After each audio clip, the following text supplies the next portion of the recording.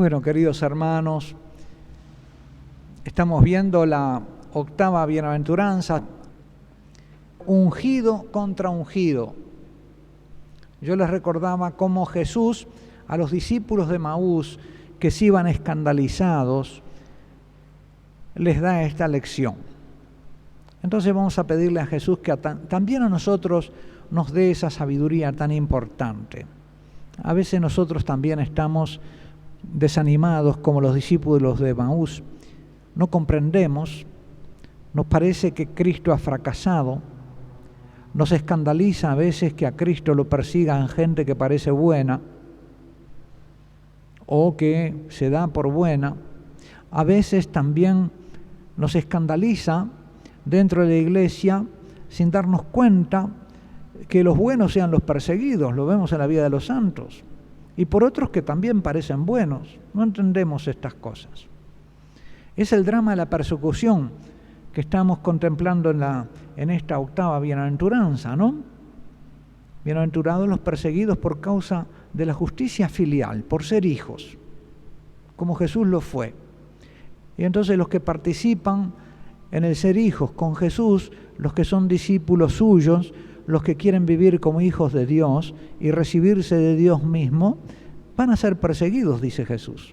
Bueno, entonces oremos, queridos hermanos. Señor, aquí estamos otra vez delante de ti en esta noche. Te damos gracias por haberte querido quedar con nosotros.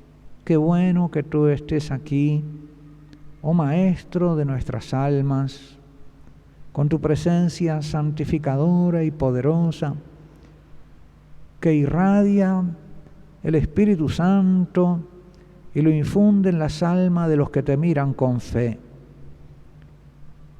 Levantamos a ti los ojos de nuestra fe y te miramos presente aquí con tu poder, con tu misericordia. Queremos ser discípulos tuyos en ese arte, en esa sabiduría de vivir como hijos, como tú viviste, Señor. Aceptamos la oferta de la felicidad divina que tú nos haces, de las bienaventuranzas, las que tú viviste y las que tú nos ofreces. Es la participación en la vida divina de Dios, en la felicidad divina que te une con el Padre Celestial. Oh Señor, bendícenos esta noche. Ilumina nuestra inteligencia para que comprendamos este misterio de la persecución. Alégranos, Señor, por las cosas que tenemos que sufrir por ser cristianos, por querer vivir como hijos de Dios. Que no nos entristezcamos, que no nos escandalicemos, que no sea motivo de tropiezo para nosotros en el seguimiento, en el camino hacia el Padre. Bueno, queridos hermanos, Jesús resucitado les explica a los discípulos de Emaús, ¿se acuerdan ustedes? La inicua ley del ungido contra ungido, le llamo yo, ¿no? Y se le explica a la luz de las Sagradas Escrituras. Les dice, era necesario que el Mesías padeciese estas cosas para entrar así en su gloria. Porque ellos iban escandalizados. ¿Cómo es posible? Dice, era un profeta poderoso en obras y en palabras, y nuestros príncipes lo mataron. Era gente que respetaba a sus líderes, a los líderes del pueblo, ¿no?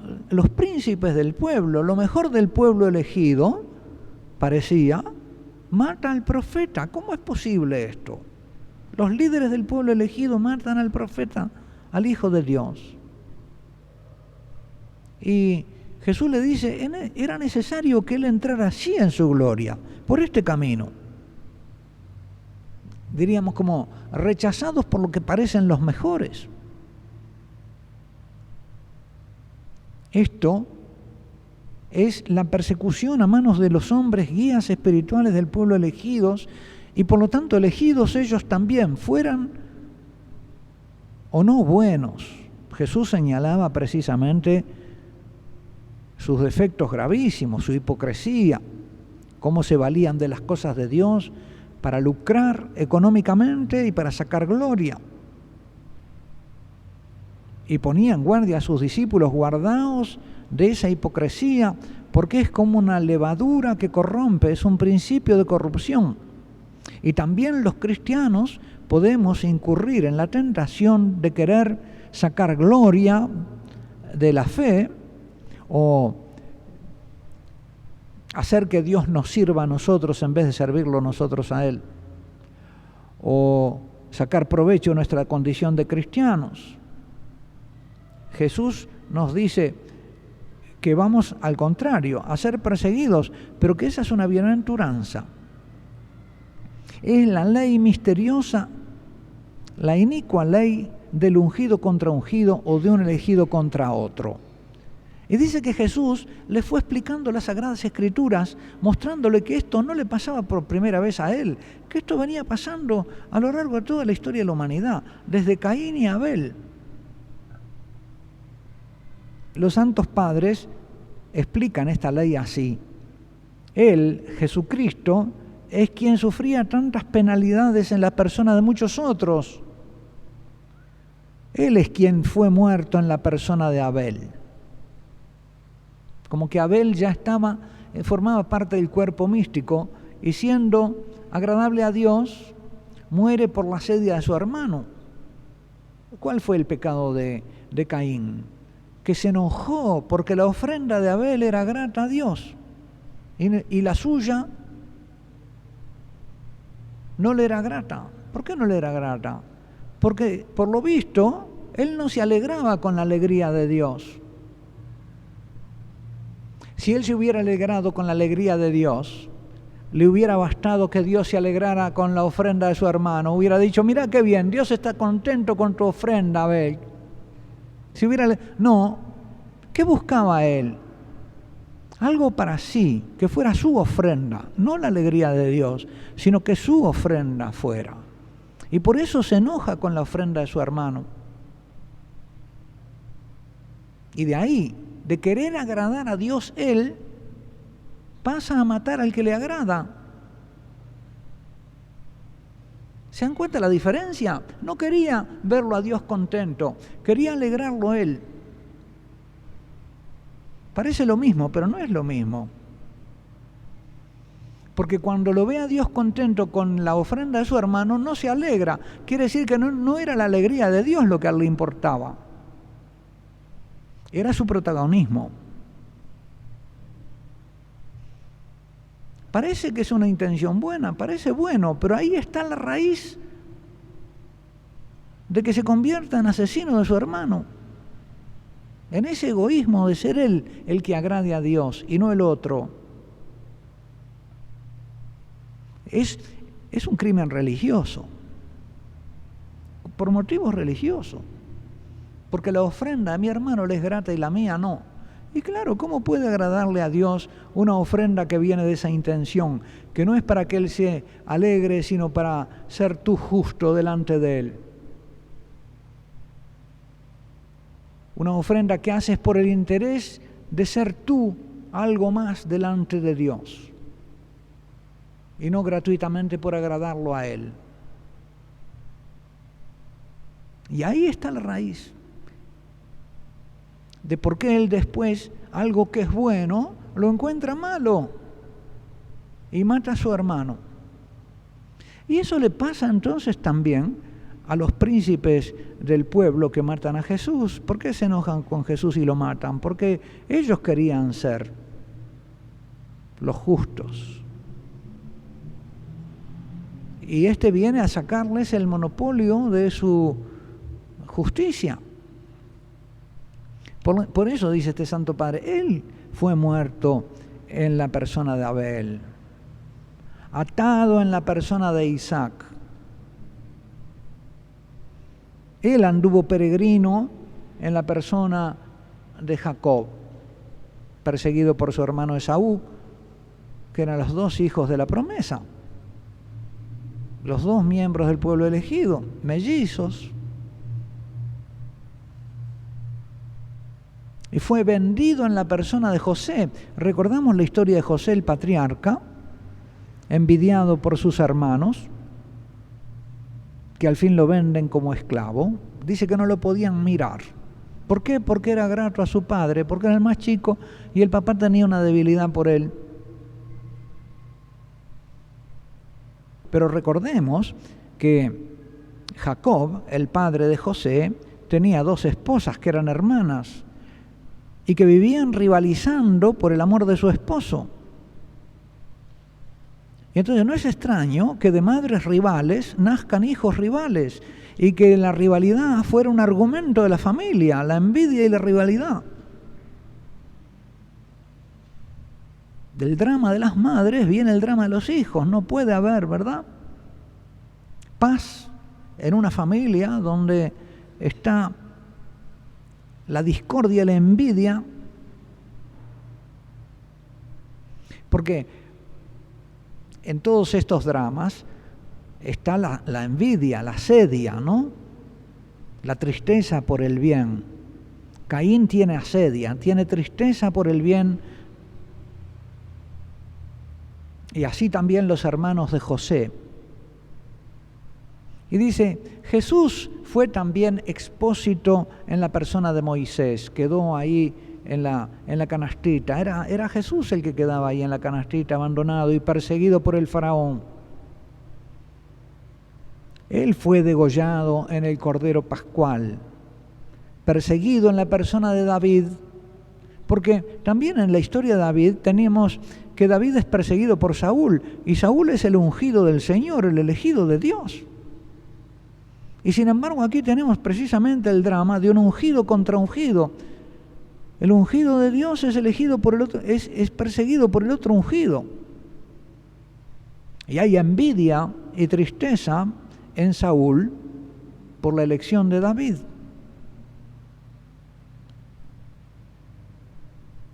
En los sufrimientos de Cristo se ha manifestado, por lo tanto, un misterio que estaba sucediendo y preparándose desde siglos y generaciones en los sufrimientos de los justos anteriores a él. Como es que un argumento histórico que se repite sin cesar a lo largo de las generaciones y que no cesó con Jesús, sino que Jesús prevé que va a continuar repitiéndose con nosotros este argumento histórico. Es decir, sigue manifestándose ahora en las persecuciones de los santos, es decir, a la Iglesia. Ese mismo inicuo misterio manifestado en Cristo ilumina ahora el sentido de los padecimientos de los creyentes y las persecuciones de los católicos. Ha habido verdaderos exterminios de los pueblos católicos. El siglo pasado dicen que fue en un siglo hubo más mártires que en toda la historia de la Iglesia, que casi en 2000 años. ¿Por qué? Porque en el siglo pasado la persecución se hizo por motivos políticos y casi yo diría filosóficos. Hubo pensadores en el siglo XIX, antes del XX, antes del siglo pasado, que prepararon las masacres del siglo XX con doctrinas políticas. Ellos decían, para que venga la humanidad feliz tiene que desaparecer el hombre religioso, sobre todo el cristiano. La fe es el opio del pueblo. Por lo tanto, es un motivo de alienación que impide a la historia seguir un proceso ascendente y que la humanidad se salve a sí misma. Eso lo piensa un filósofo y un político después lo aplica y dice, bueno, terminemos con los creyentes. Y eso empieza a practicarse. Por ejemplo, la matanza de los armenios a comienzos del siglo XX, 1900 y algo, 2 millones de armenios masacrados por una Turquía que quería modernizarse. Turquía es del mundo musulmán el país que inició la modernización bajo la guía de los ingleses. Y por lo tanto empezó a modernizar matando 2 millones de armenios, porque los cristianos son un impedimento para el progreso de la humanidad. Y en 1917, Lenin, otro político que pone en la práctica los principios de Marx, de que debe desaparecer el hombre religioso para que sobrevenga la sociedad feliz, instala la Unión Soviética, comienza una terrible persecución que va a durar 70 años y que recrudece bajo el gobierno de Stalin, donde se hizo morir de hambre millones de campesinos, más de 50 millones de campesinos, que eran cristianos. Son recetas de genocidio que se aplicaron a los cristianos, y por eso hay tantos mártires. Para no hablar de las guerras europeas que masacraron a las poblaciones cristianas de Europa y a las católicas. En fin, los que saben un poquito de historia podrán, ¿verdad?, seguir completando este cuadro, pero es eso, una vez que se instala en el pensamiento de los poderosos del mundo que este pueblo es una amenaza pública y que hay que terminar con él, entonces la política de exterminio, ya sea por genocidio, ya sea por agresión cultural o demográfica, se convierte en una persecución, como sucedió con el pueblo de Israel bajo el faraón. Decía, demasiado numeroso es este pueblo, nos va a dominar, terminemos con ellos. Dura servidumbre, una conducta, una política hipócrita, decía, hagámoslo con astucia, dura servidumbre y que sus mujeres no tengan hijos. La persecución del pueblo de Israel en Egipto era imagen de la persecución que se está aplicando ahora a la Iglesia, que va por ahí, sobre todo en este continente donde hay mayorías católicas. Dura servidumbre, depresión económica y persecución demográfica.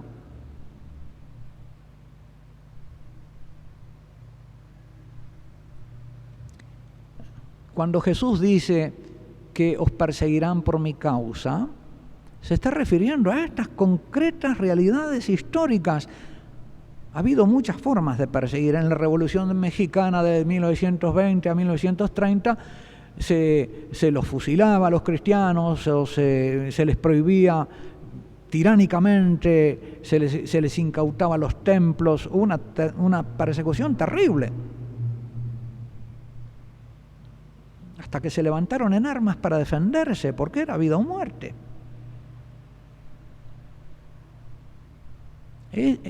Son persecuciones que hemos vivido y que ahora de repente cambian de táctica.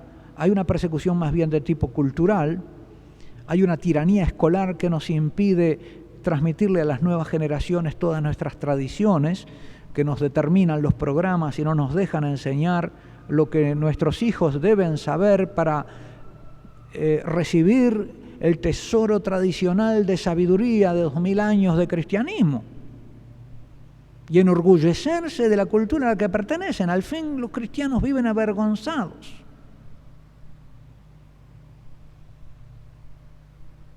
Y se pretende avergonzarlos. Es una de las formas de la persecución, acomplejarlos y avergonzarlos. La civilización de la sedia se burla de los cristianos y establece siempre una especie como, y recrudece siempre y renueva siempre una leyenda negra en que se repite y se tira tinta de las leyendas negras contra la Iglesia. Y parece que fuera inútil cada vez de nuevo refutar las acusaciones, porque como si no se hubieran refutado, las vuelven a repetir. Y eso es persecución, son las formas de la persecución que estamos viviendo, hasta que los cristianos se avergüenzan de ser lo que son.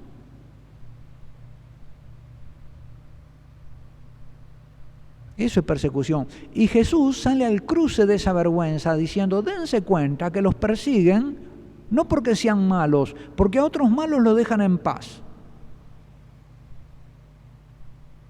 Que no los persiguen por lo que tienen de malo, porque sí, hay siempre cosas malas en ustedes, sino por lo que tienen de bueno.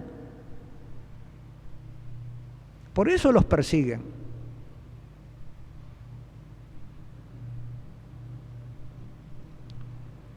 no por los excesos de la presuntos o reales de la Inquisición, sino por la fe que la Inquisición defendía.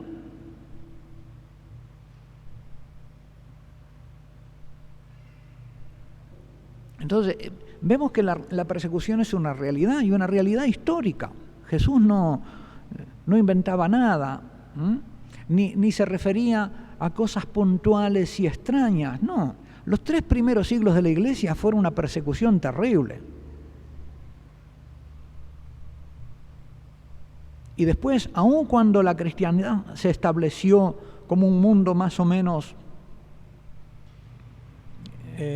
homogéneamente cristiano, vamos a decir, con formas de gobierno favorables a los cristianos, que los estados dejaron de perseguir a la Iglesia, surgió el peligro musulmán que arrasó las cristiandades del norte de Europa y de toda Turquía y del Oriente.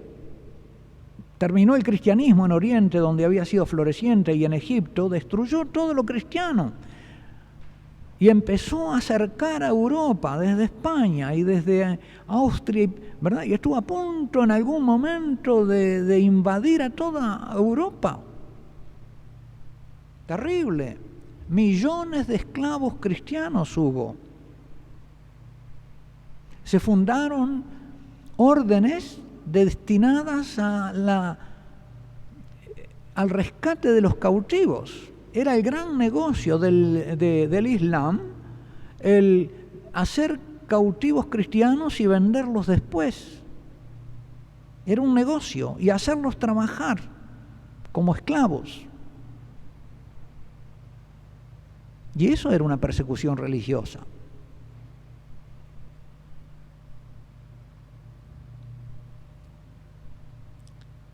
Bueno, y en todos ellos era Cristo el que padecía. En todos esos hermanos nuestros que padecieron martirio y sufrieron por su fe, por el hecho de ser cristianos, muchas veces sin tener pasta de héroes,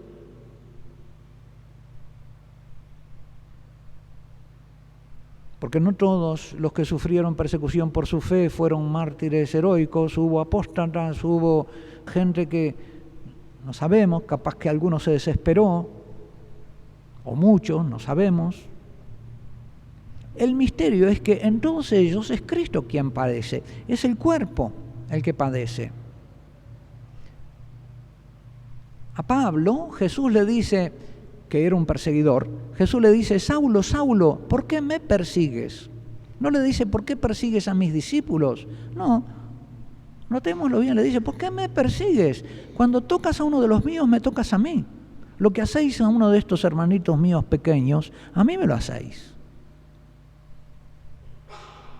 Es Cristo quien sigue sufriendo en nosotros, que somos su cuerpo, como antes sufría en la persona de los justos del Antiguo Testamento. La comunión de los santos es también una comunión en los padecimientos. Lo dice Pablo en la carta a los Filipenses, que le toca a él padecer en bien de la Iglesia lo que falta en los padecimientos de Cristo. Como que tiene que ser completada la pasión de la cabeza con la pasión del cuerpo y de cada uno de sus miembros.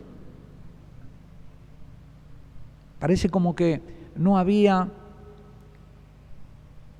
dice Isaías, que en ese Mesías sufriente no había parte sana de su cuerpo. Y en la pasión de Cristo vamos a contemplar a ese varón de dolores que realmente parece que no tuviera parte sana en su cuerpo.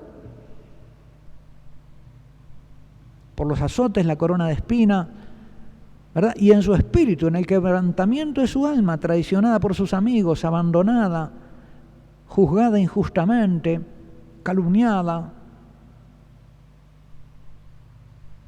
Todo Jesús tenía que padecer, porque todo el cuerpo tiene que padecer. Pero claro, de nuevo, cuando hablamos del padecimiento, no tenemos que quedarnos encandilados con el dolor, sino que tenemos que volver a mirar qué grande debe ser el gozo de ser hijo de Dios, que les permite a Cristo y a sus miembros vivir todo esto y considerar que está bien, que es un buen precio por el tesoro, que vale la pena pagar este precio por ser hijos de Dios, porque el gozo de Dios y el gozo de ser hijos es nuestra fortaleza y nos hace fuertes, capaces de pasar por cualquier tormento. Pero claro, si no tenemos el gozo de ser hijos, no podemos comprender esto. O si no esperamos alcanzarlos con una esperanza ardiente, con una fe teologal que nos haga percibir la grandeza del bien que aún no tenemos y desearlo, entonces o bien nos volvemos atrás o bien nos apartamos del camino de ser hijos de Dios. ¿Y cuántos se apartan? ¿Cuántos se apartan? Porque es duro. Duro es este lenguaje. Y se apartaron muchos de Jesús. Y Jesús le dice, ¿y ustedes también quieren apartarse? Y Pedro le dice, no, Señor, tú solo tienes palabras de vida. Es decir, Pedro, que había comprendido las palabras de vida, no se aparta por la dureza del lenguaje de Jesús, ni por esta bienaventuranza de la persecución. Pero Jesús es sincero y nos lo dice, el que quiere venir detrás de mí, tome su cruz y sígame. Pero dice, sígame, porque donde yo esté estará mi servidor. Y yo voy al Padre, y si me sigues, llegarás al Padre. Y si no me sigues, nadie va al Padre si no es por mí. Sí, Señor, tú eres el camino. Y yo quiero ir detrás de ti, porque la meta de llegar al Padre vale todo. Los dolores de Cristo son todos los de sus discípulos. El que a vosotros desprecia, a mí me desprecia, dice Jesús. Lo que hicisteis a uno de estos hermanos míos más pequeños, a mí me lo hicisteis. Si nuestro Maestro está crucificado y nuestro Rey está crucificado y ha sido escupido y blasfemado, y eso es para nosotros motivo de santo orgullo. Y nos da una fortaleza muy grande ante el desprecio del mundo. Como que nos afinca en una roca firme. Número 21. Cuando Pedro hace tropezar a Jesús, escandalizar, el escándalo es la piedra donde se... Scandalum en latín es una piedra donde se tropieza. Entonces, cuando Jesús le dice a Pedro, apártate de mí, Satanás, eres motivo de tropiezo para mí, cuando le dice que no tiene que ir a la pasión. Cuando Pedro hace tropezar, escandaliza a Jesús, oponiéndose a la cruz, nos hace tropezar a todos.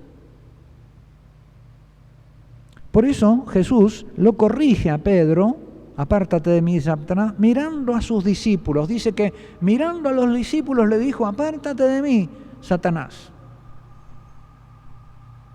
Eres motivo de escándalo para mí, no solo para la cabeza, para todo el cuerpo era motivo de escándalo.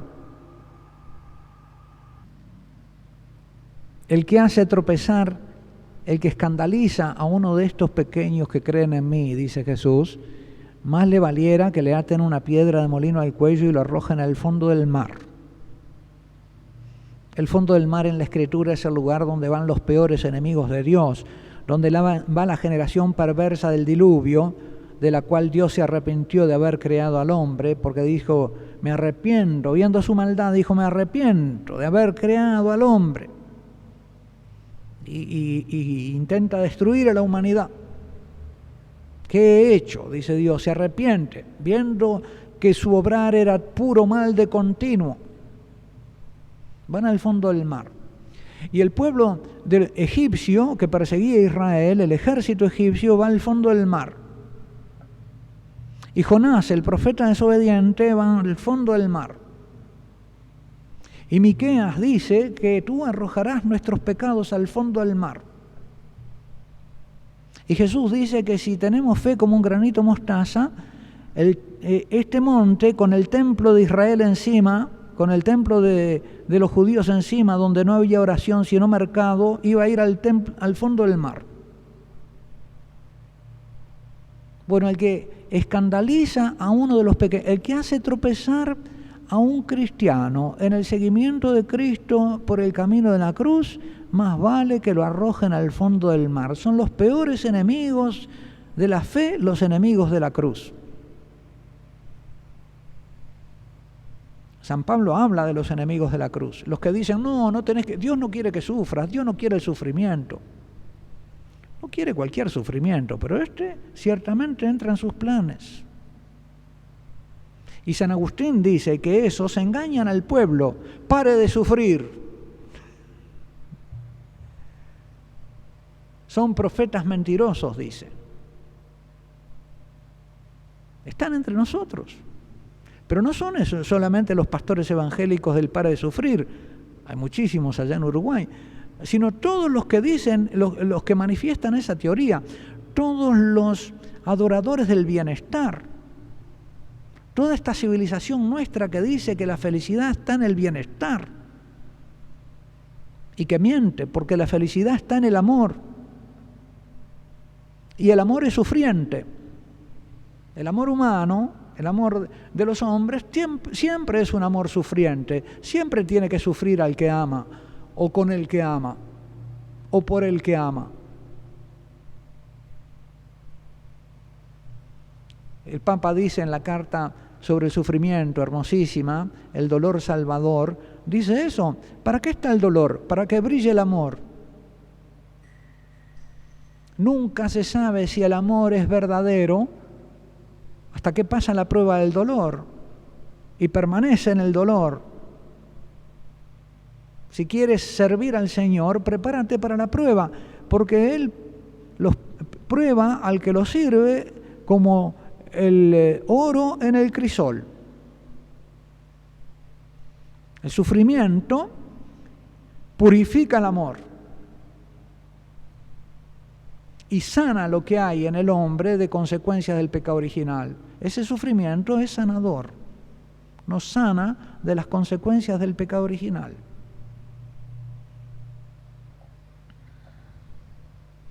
El que hace tropezar en el camino del seguimiento a un pequeño es como quien hace tropezar a Cristo mismo. Y por eso Pedro se hace merecedor del terrible castigo anunciado a los que escandalizan ser arrojado al mar con una piedra de molino atada al cuello. Oh Jesús, danos tu gracia para que meditemos esta palabra, la comprendamos, ilumínanos con tu luz, si es que en alguna cosa no comprendemos que estamos viviendo la bienaventuranza de la persecución y no nos damos cuenta. Fortalécenos si estamos flaqueando o si nos entristecemos en vez de gozarnos por las cosas que nos pasan por ser tuyos. Y aumenta en nosotros el gozo filial que nos hace fuertes y nos da la victoria sobre el mundo en nuestra fe.